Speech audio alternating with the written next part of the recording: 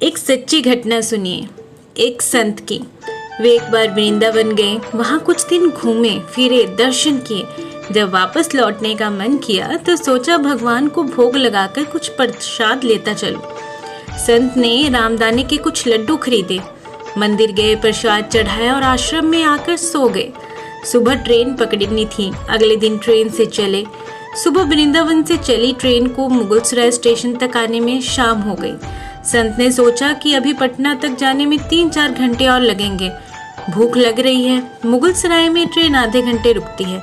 चलो हाथ पैर धोकर संध्या वंदन करके कुछ खा पी लिया जाए। संत ने हाथ पैर धोए और लड्डू खाने के लिए डिब्बा खोला। उन्होंने देखा लड्डू में चींटे लगे हुए थे।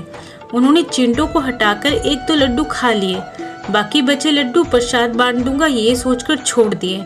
पर कहते हैं ना, संत हृदय नवनीत समाना।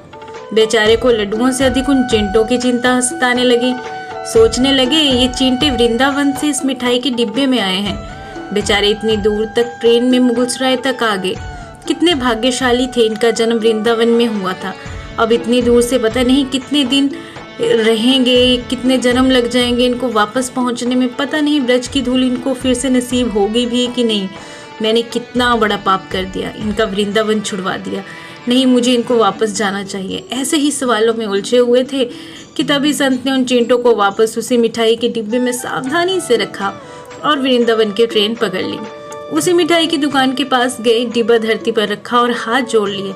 मेरे भाग्य में नहीं कि तेरे ब्रज में रह सकूं, तो मुझे कोई अधिकार भी नहीं कि जिसके भाग्य में ब्रज की धूल लिखी है उसे दूर कर सकूं। दुकानदार ने देखा तो आया, महाराज चींटे लग गए तो कोई बात नहीं, आप दूसरी मिठाई तुलवा लो। संत ने कहा, भैया मिठाई में कोई कमी नहीं थी, इन हाथों से पाप होते होते रह गया, उसी का प्रायश्चित कर रहा हूँ।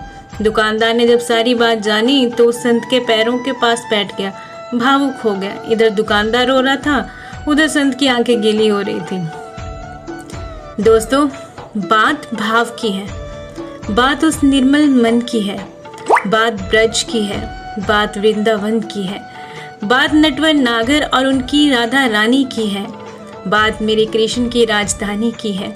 बूझो तो बहुत कुछ है, नहीं तो बस पागलपन है, बस एक कहानी की है। घर से जब भी बाहर जाएं तो घर में विराजमान अपने प्रभु से जरूर मिलकर जाएं, और जब लौट कर आएं तो उनसे जरूर मिलें, क्योंकि उनको भी आपके घर लौटने का इंतज़ार रहता है। घर में ये नियम बनाएं कि जब भी आप घर से बाहर निकलें तो घर में मंदिर के पास 2 घड़ी खड़े रहकर कहें कि प्रभु चलिए, आपको भी साथ चलना है। ऐसा बोलकर ही घर से निकलें, क्योंकि आप भले ही लाखों की घड़ी हाथ में क्यों ना पहने हो, पर समय तो प्रभु के हाथ में ही है ना।